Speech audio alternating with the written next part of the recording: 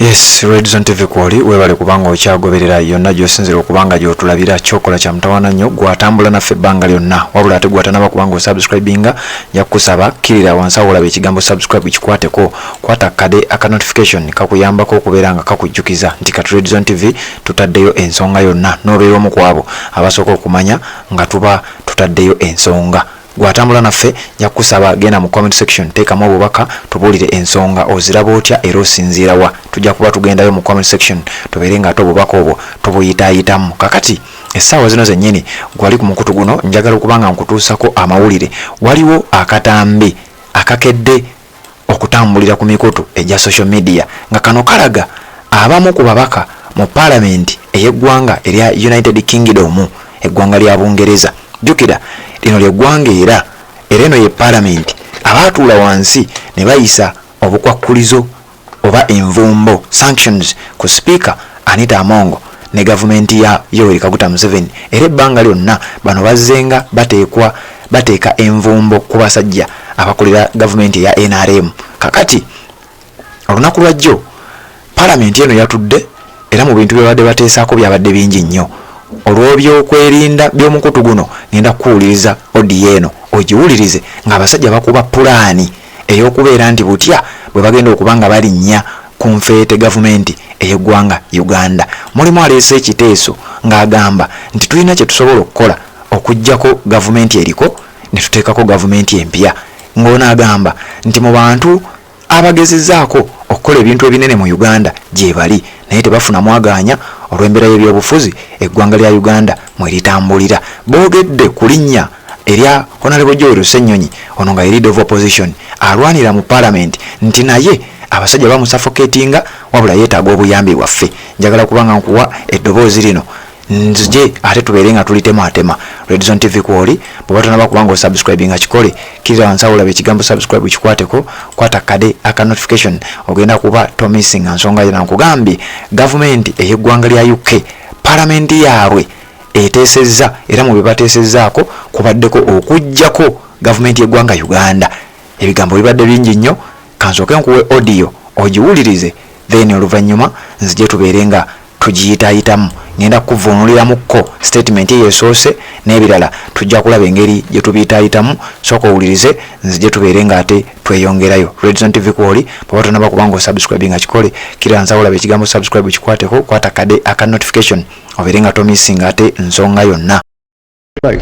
My Lord, will the Minister not agree that one thing that could make a really big difference to this appalling situation would be a change in regime and free and fair elections? He will have noted that the European Parliament concluded that the last elections were neither free nor fair and in fact were violent. And what more can we do to ensure there is this multi-party democracy? And will you find time to meet the outstanding new leader of the opposition, Joel Ssennyonyi, who is a brave young politician who deserves our support? I thank my noble friend. I would just say that we will work with any government of Uganda. They are important allies, they're members of the Commonwealth, they are doing important work elsewhere in Africa for peace and security. But it is only through having a good, friendly relationship with a country like that we can state how appalled we are at legislation such as this. And so obviously we want to promote free and fair elections at every stage, but the government of Uganda is the government of Uganda. They're doing great things in support of peace and security in Africa, and we support that. But this is an unacceptable regression of freedoms and personal rights. It's not only the voice of government that needs to be heard, it's the voice of civil society. And I've welcomed the government's contribution in the past to the Commonwealth Equality Network. But we can do more, making sure faith voices are heard, making sure trade union voices. What is his department doing, working with the international trade union movement, who have very good policies on this to influence people in those countries? So it's not just seen as a UK government action, but it's a civil society action that can be appalled at these laws.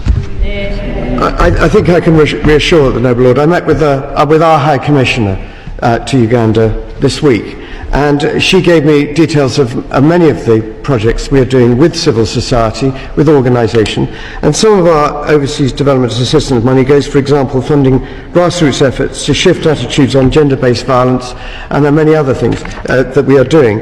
And he's right that many faith-based organisations are key to this.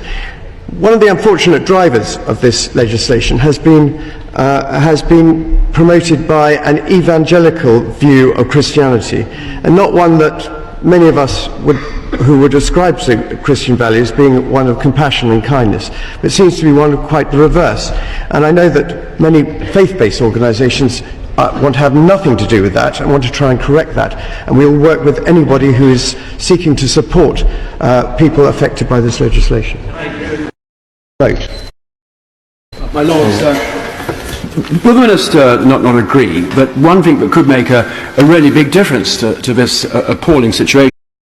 Yes, Redson TV kwoli webale kubanga okyagoberera statement jengendo kuwa jenyimanyi nti ojagitegeera ebigambo bibadde bingi ebyogeddwa mu katambi ako kowulidde mu ddoboozi eryo lyowulidde naye omusajja asoose okwogera ng'ono mubaka mu parliament ey'eggwanga erya United Kingdom akoze statement egamba UK agamba nti one thing could make a difference in Uganda nti ekintu kimu kisobola okukola enjawulo oba kisobola okuteekawo enjawulo enkyukakyuka mu ggwanga lya Uganda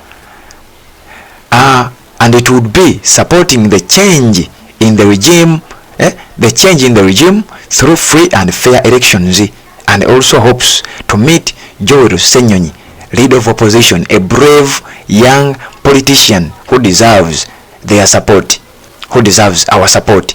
Ononga agamba nti ekintu kimu kye tuyinza okukola nga gavumenti y'eggwanga erya United Kingdom, ekintu kino kisobola okuleetawo enjawulo mu byobufuzi bw'eggwanga Uganda, era tuteekwa okukola enkyukakyuka olw'ekintu kino kye tuyinza okukola kisobola okukola enkyukakyuka ez'amaanyi mu regimu eriko wano baba boogera ku kujjawo gavumenti eba eriko, nti era bwe tuba tukoze ekintu kino mu kaweefube w'okukola ekintu kino tulina ne pulaani ey'okusisinkana Joel Senyonyi ono nga ye leader of opposition akulira oludda oluvuganya mu parliament, muvubuka muto mumalirivu, era tulina enteekateeka ey'okumusisinkana kubanga mu parliament gy'alwanira yeetaaga obuyambi bwaffe. Omu n'ayimuka n'ategeeza, ndowooza ng'ategeeza nti eno y'emu ku nsonga eyinza okubanga abazungu bano ebaleetedde okukuumira gavumenti ya NRM mu buyinza, nti gavumenti ya NRM ebayambyeko nnyo mu byokwerinda mu kitundu ekyo Uganda ekyetoolodde Uganda, Sub-Saharan Africa, ebyo ebitundu byonna ebirirranyawo ne Africa yonna okutwalira wamu. Omusajja n'amugamba nti bano basafookeetinga amaloboozi g'ebitongole, naddala ebitongole eby'obwegassi. Bino byonna twetaaga okuba nga bikola omulimu gwabyo, kitegeeza nga naye asapootinga kiri. Tuteekwa okuteekawo enkyukakyuka mu gavumenti. Bwe tuba twetaaga kuggyako gavumenti mu kalulu ak'amazima n'obwenkanya, abasajja ye pulaani gye baliko. Gwali ku mukutu guno gwa Redson TV. Jjukira eggwanga lya United Kingdom difuga eggwanga Uganda, era lyeri oba ye colonial master eyali akulembera eggwanga Uganda oba yafuga eyakolonizinga omukufuzi w'amatwale w'eggwanga lya Uganda. Kitegeeza influence gyalina mu ggwanga Uganda ekyali nnene. Kati gwali ku mukutu guno ogwa Redson TV nga tonaba kubanga subscribing nyongera okujjukiza kirira wansi awo olaba ekigambo subscribe kikwateko, kwata kade aka notification. Bino byonna ojja kubeera omu ku abanasooka bimanya nga tubikuleetedde, naye nga pulaani ey'okukyusa gavumenti mu ggwanga Uganda abasajja bagitutte mu parliament, bagitandise ogiteesaako. Kati ebinaavaayo byonna wano ku mukutu ogwa Redson TV tugenda kuba tubikutuusaako. Webale kubanga okyagoberera, atanaba kubanga osubscribe nga kikole kirira wansi awo olaba ekigambo subscribe kikwateko, kwata kade ka notification tubeere nga ate tutambula ffenna.